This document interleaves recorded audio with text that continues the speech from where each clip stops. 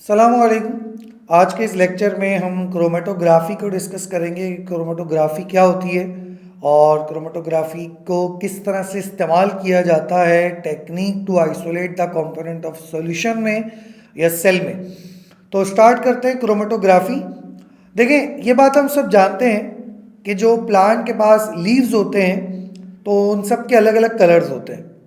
जैसे कुछ लीव्स हमें ग्रीन कलर के नज़र आते हैं, कुछ येलो कलर के नज़र आते हैं, कुछ रेड कलर के नज़र आते हैं। तो अक्सर लीव्स को हम देखते हैं कि इन सब में अपना अपना एक शेड होता है।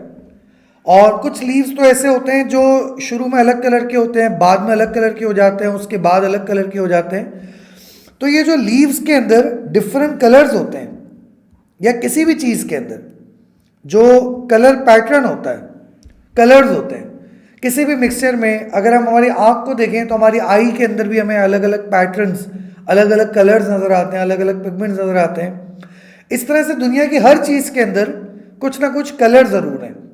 और ख़ास तौर पे मैं लीव्स की बात इसलिए कर रहा हूँ, प्लांट की बात इसलिए कर रहा हूँ क्योंकि प्लांट में कलर्स हमें थोड़े ज़्यादा नज़र आते हैं। तो जब भी हम किसी चीज़ में से उसके कलर्स को सेपरेट करें और उसके कलर का एक ग्राफ बना लें, उसके कलर का एक ग्राफ बना लें, ग्राफ का मतलब है उसके कलर के लिए एक विजिबल पैटर्न बना लें, एक विजिबल पैटर्न, कोई पिक्चर बना लें उसकी, कोई उसके कलर के अंदर, उसके अंदर जो जिस जिस तरह के कलर्स मौजूद हैं उन सारे कलर्स का कोई पिक्चर बना लें, या उन सारे कलर्स का कोई ऐसा हम लाइंस ड्रॉ कर लें कि जिससे हमें यह पता लग जाए कि उस सब्सटेंस में कितनी तरह के कलर्स प्रेजेंट हैं या कितनी तरह के कंपोनेंट्स उस सब्सटेंस में प्रेजेंट हैं। उन सारे कंपोनेंट्स को हम अलग अलग कर लें तो इस मेथड को कहा जाता है क्रोमेटोग्राफी। या फिर ये बात याद रखिएगा कि जो क्रोमेटो है ना, क्रोमेटो इसका मतलब कलर होता है। क्रोमेटो का मतलब होता है कलर्स। और ये जो वर्ड है ग्राफी, ग्राफी का मतलब होता है पिक्चर या लाइंस। जैसे आप कहते हैं ग्राफ्स बनाया, ग्राफ्स का मतलब क्या है? फिजिकल रिप्रेजेंटेशन, एक लाइनिक रिप्रेजेंटेशन, एक पिक्चर।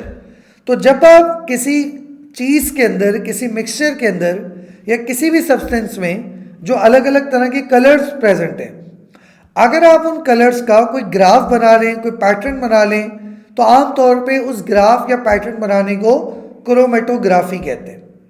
क्रोमेटोग्राफी ये एक टेक्निक का नाम है जिसके ज़रिए हम किसी सब्सटेंस के जो कंपोनेंट्स होते हैं उसको हम सेपरेट कर सकते हैं, उसको अलग अलग कर सकते हैं।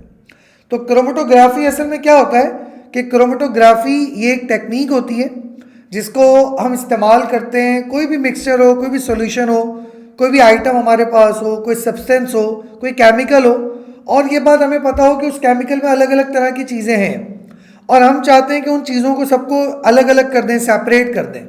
तो उस काम के लिए भी आमतौर पे क्रोमेटोग्राफी को इस्तेमाल किया जाता है। अच्छा, सवाल ये कि क्रोमेटोग्राफी इस तरह से कैसे मटेरियल्स को अलग अलग कर देती है? तो उसका जवाब ये है, देखिए फॉर एग्जांपल ये हमारे पास एक लीफ है, लीफ का एक मिक्सचर है। इसको मैं आपको समझा रहा हूँ कि क्रोमेटोग्राफी चीज़ों को किस तरह से अलग अलग करता है। तो देखिए हमने क्या करा, हमने एक लीव्स को लेकर उसका एक्सट्रैक्ट ले लिए। एक लीफ को हमने इस तरह से मोर्टार और पिस्टल में डालकर उसको इस तरह से हमने कूट लिया या उसको मिक्सर कर लिया या उसको ब्लाइंड कर लिया, उसकी हमने ब्लाइंडिंग कर दी या ग्राइंडिंग कर दी। ब्लाइंड और ग्राइंड करने के बाद हमने उसका एक कंप्लीट मिक्सचर बना लिया।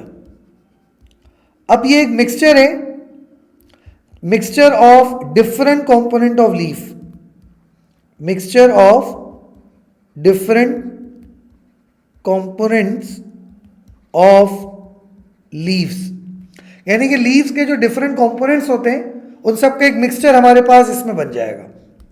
अब हम क्या करेंगे कि वो जो मिक्सचर्स के कंपोनेंट्स बने उस सारे लिक्विड को हम एक जगह पर रख के उसके ऊपर से कुछ सॉल्वेंट को पास आउट करेंगे।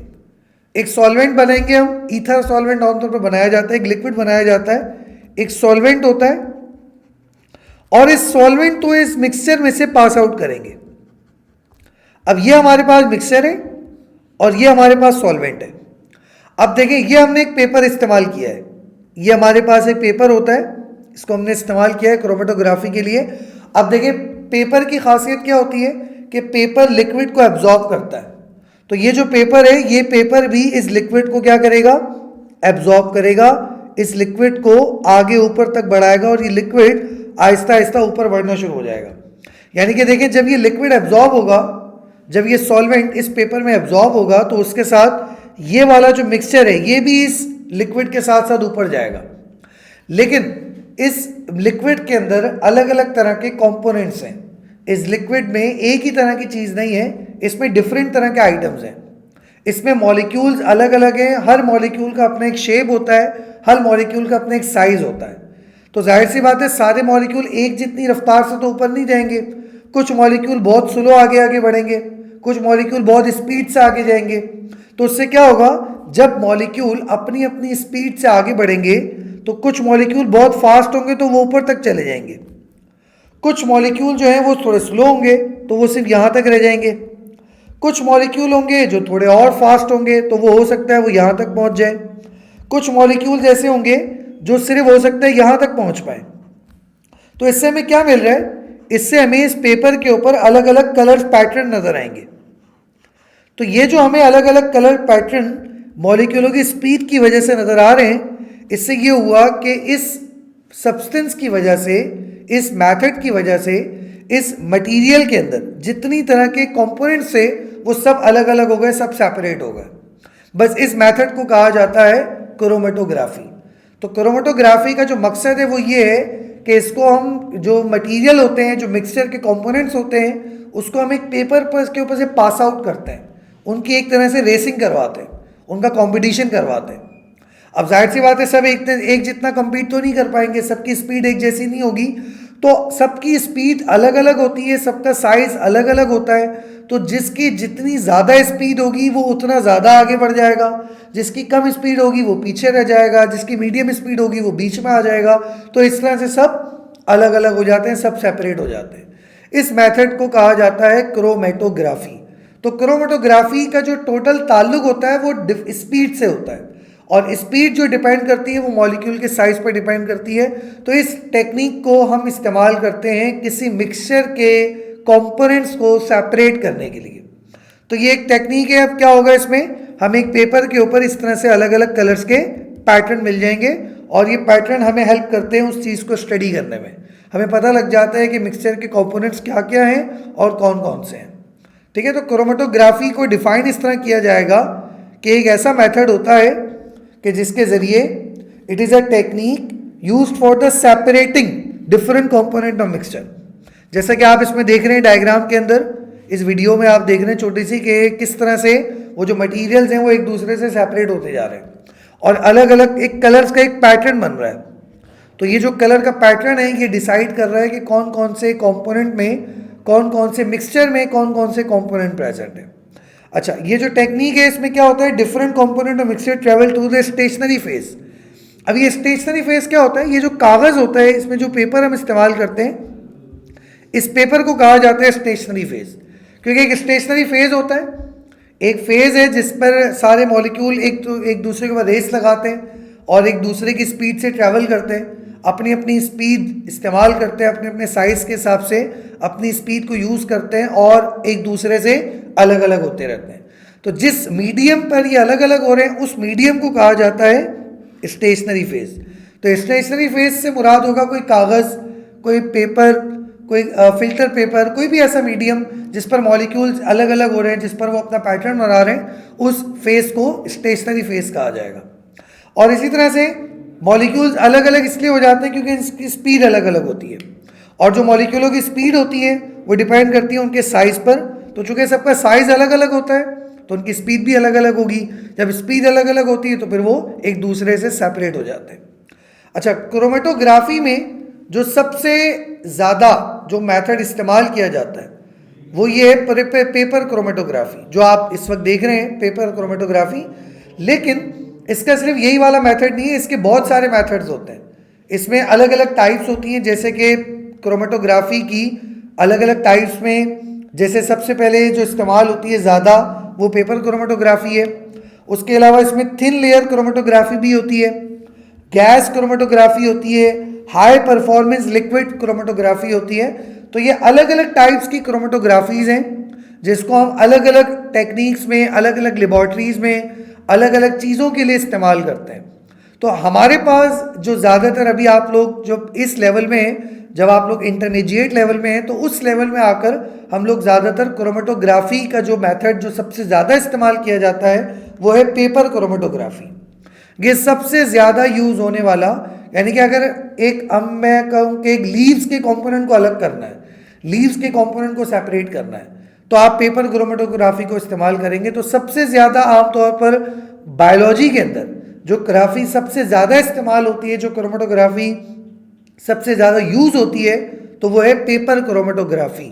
पेपर क्रोमेटोग्राफी को थोड़ा समझ लेते हैं। ये वाला जो मेथड हम देख रहे हैं ये असल में पेपर क्रोमेटोग्राफी है, और इसको पेपर क्रोमेटोग्राफी इसी वजह से बोलते हैं क्योंकि इसमें एक पेपर इस्तेमाल होता है। अब इसमें दो फेजेस होते हैं, एक होता है इसका मोबाइल फेज, एक होता है इसका मोबाइल फेज, और एक होता है इसका स्टेशनरी फेज। एक होता है मोबाइल फेज और एक होता है स्टेशनरी फेज। ठीक है, जो स्टेशनरी फेज होता है वो कोई फिल्टर पेपर हो सकता है, कोई भी फिल्टर पेपर जब हम इस्तेमाल करेंगे, कोई सेलुलोज पेपर हो, फिल्टर पेपर हो, जिस पर वो मॉलिक्यूल आके अपना अरेंजमेंट बनाते हैं, वो अपना पैटर्न बनाते हैं। जिस पेपर पर वो अपना पैटर्न बना रहे हैं तो वो पेपर कहलाएगा स्टेशनरी फेज। और वो जो मिक्सचर हम इस्तेमाल कर रहे हैं, जो मिक्सचर हम यूज़ कर रहे हैं, जिस मिक्सचर के जरिए मॉलिक्यूलों की मूवमेंट करवा रहे हैं, वो कहलाएगा मोबाइल फेज। तो मोबाइल फेज से मुराद होगा कि सैंपल का मिक्सचर, यानी कि जो भी हम जिस चीज़ के कंपोनेंट को हमें अलग करना है तो वो कंपोनेंट कहलाएगा मोबाइल फेज, और स्टेशनरी फेज से मुराद पेपर। तो ये दोनों चीज़ें मिलकर पेपर क्रोमेटोग्राफी को जनरेट करती हैं। तो पेपर क्रोमेटोग्राफी इसमें दो फेजेस होते हैं, एक तो इसमें स्टेशनरी फेज होता है जिसमें कोई सेलुलोज की शीट इस्तेमाल होती है, कोई फिल्टर पेपर इस्तेमाल होता है एज अ स्टेशनरी फेज के, और एक मोबाइल फेज होता है जिसमें sample mixture within a solvent work as mobile phase. इसमें एक सॉल्वेंट होता है और सॉल्वेंट के साथ हम सैंपल्स इस्तेमाल करते हैं, और इन सैंपल्स के ज़रिए, जैसे ये सैंपल्स हैं और ये सॉल्वेंट है, तो सॉल्वेंट और सैंपल ये चलना शुरू होते हैं, ये मूवमेंट करते हैं। और ये किस पर मूवमेंट करते हैं? ये स्टेशनरी फेज के ऊपर मूवमेंट कर रहे होते हैं। तो एक होता है मोबाइल फेज और एक होता है स्टेशनरी फेज।